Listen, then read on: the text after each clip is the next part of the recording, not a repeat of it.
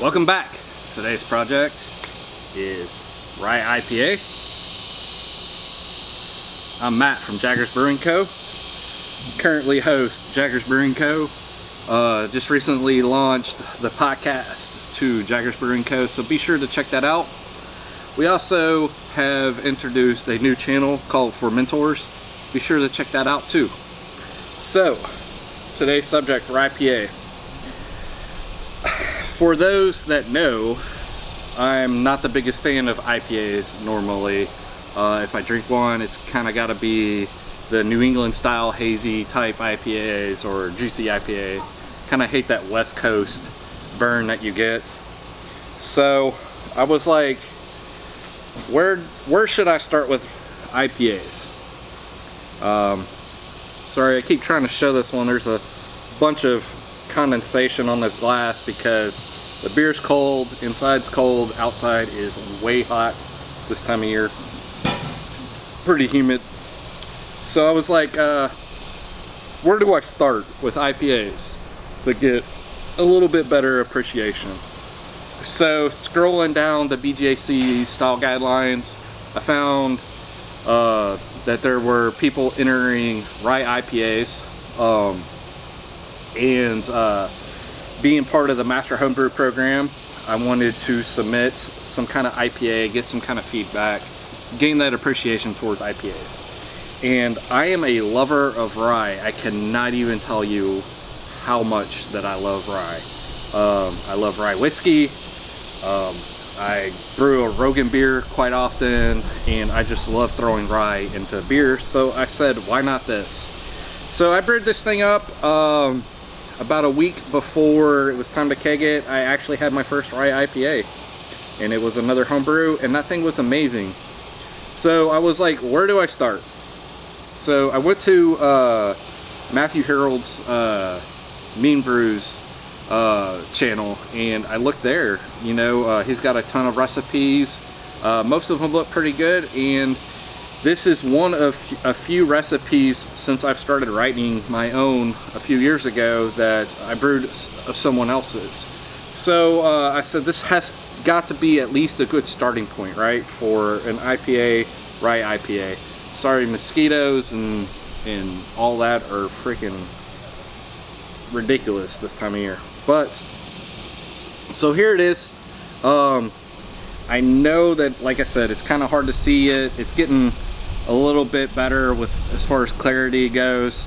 I can't quite see through the glass right now, but there's a bunch of condensation, so we'll talk about some of this other stuff here pretty soon. But let's dive into it. So on the nose, you immediately get just that touch of rye, spiciness, and then you get the hop profile from the recipe. Getting some like of that orange juice, citrus type smells, but it's kind of like that good orange juice, not the off-brand, if that makes any sense. I don't know how to describe that. It smells fresh.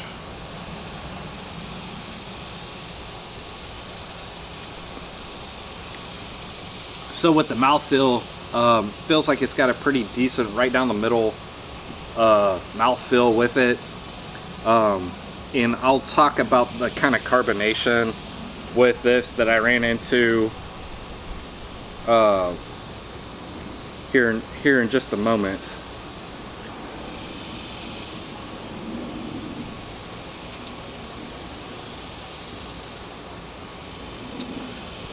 So with the taste of it though, this is where we kind of transition into I've got a very small amount of the malt backbone followed with a good punch of that rye, and then it just seems to mix very well into those citrus flavors from the hops.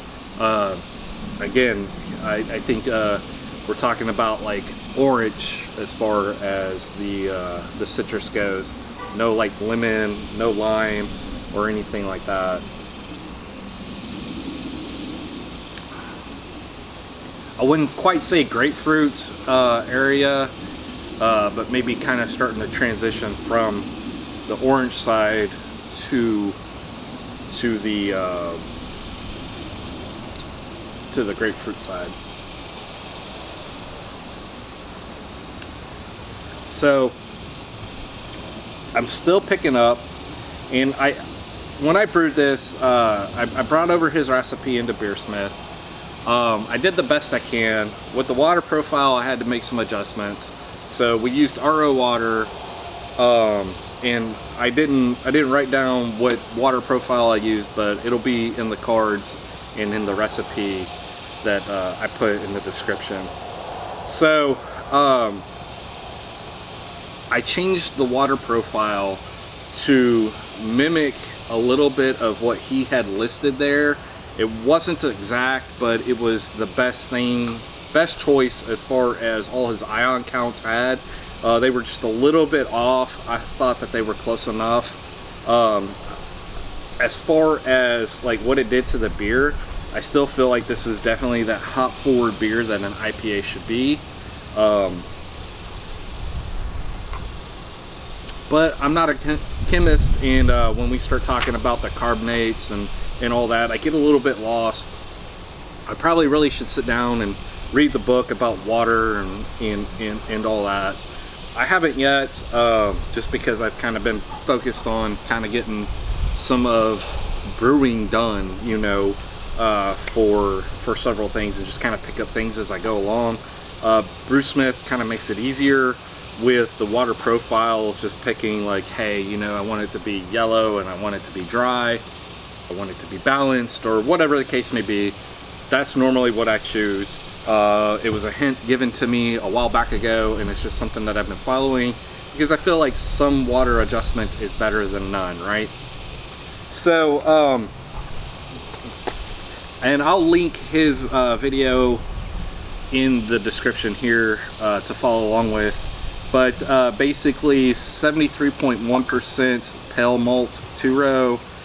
We've got 8% rye malt, 8% flaked rye, and then 5% of crystal 60, 4% Carafoam, and then right about 2% or 1.9% of Victory Malt.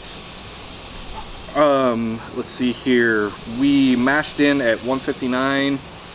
I'm sorry, 152. Our strike water was 159. Our mash temp was 152. 75 minutes. I mashed out on this one 168 for 10 minutes, and then we moved into the boil. So we did 37.5 IBUs worth of Mosaic for 60 minutes. We threw in our Whirlfloc Tablet at the 15-minute mark, and then we also added 18.7 IBUs worth of Simcoe to that. Now when we got to the 5-minute mark, I'm sorry, the 10-minute mark, we used our Yeast Nutrient as is the normal here. For whatever reason, I didn't note it here, but it was just something that I remembered. And then 5 minutes, we did the 7.5 IBUs of Mosaic there. We fermented with US05. That's just something that he recommended, was any US05 type yeast. I used 2 packets of the US05 to get it going, and his original gravity called for 1073. I missed the mark by a good bit. I came in at 1065 on that, and then let's see here. We dry hopped with 1 ounce Citra and then 1 ounce of Mosaic 3 days before kegging. So again, I missed the original mark. I came in at 1065. We were supposed to be at 1073. My finishing gravity got down a little bit lower than the estimated on his recipe. I came in at 1.012 for a finishing gravity of 6.9 or 7%. His recipe, like I said, again, called for 1073 finishing gravity of 1016 for a final gravity of 7.4, like 8 or something like that. So basically 7.5%. I did notice, so like when I kegged this and I took a sample, and during the fermentation, it was very like pineapple-y. As far as the aroma went, it was very pineapple-y at the sample phase without any kind of carbonation to it. The day after it got carbonated, which I did a quick carb on it, so I did like 30 psi for 2 days. I bled it down to serving pressure. I'm right around 7 psi out of the tap right now, and it's pretty good. The first day, it was kind of that that pineapple-y, and then the day after that, it just kind of switched into more the citrus forward, hop forward type beer. You know, it was great tasting flat for sure.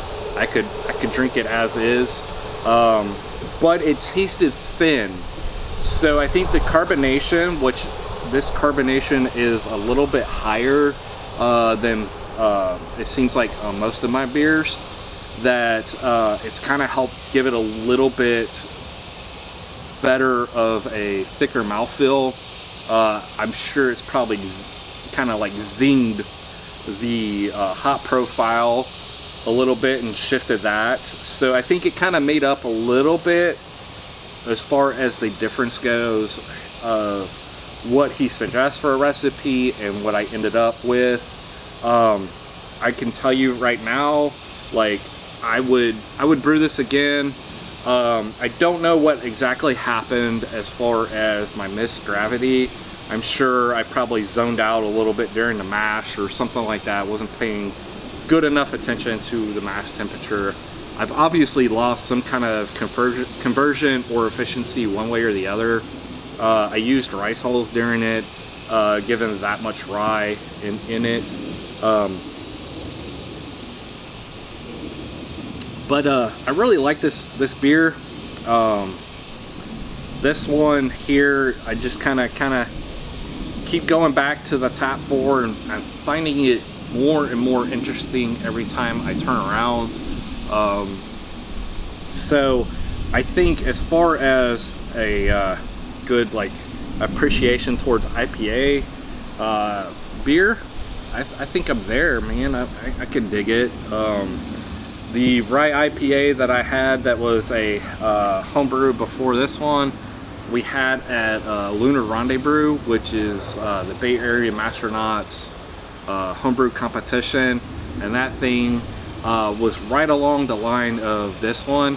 It was probably a touch less citrus forward and probably a little bit more kind of like rye forward, rye dominant. So I really dug that. I'm digging this one. So I'm probably going to have to dive a little bit more into the IPA territory and kind of go from there. Figure out what it is I actually like and zero in on like what I actually dislike on the style. I can tell you that I feel like the citrus aspect of this beer is not as off-putting as like those citrus like pine resin forward like West Coast IPAs, or you know, those hop burner IPAs. So this one, like I said, man, it's turned out really good. It's definitely clearing up as far as the glassware goes. That finally coming up to a decent temperature from being outside here. But with all that said, thank you guys so much for coming along. Be sure to check out Mean Brew's video. His video will be linked again in the description. Check out the Master Homebrew program. And I can't wait to see kind of how this thing ends up scoring through it. Just thank you guys so much for hanging out with me. Cheers, y'all.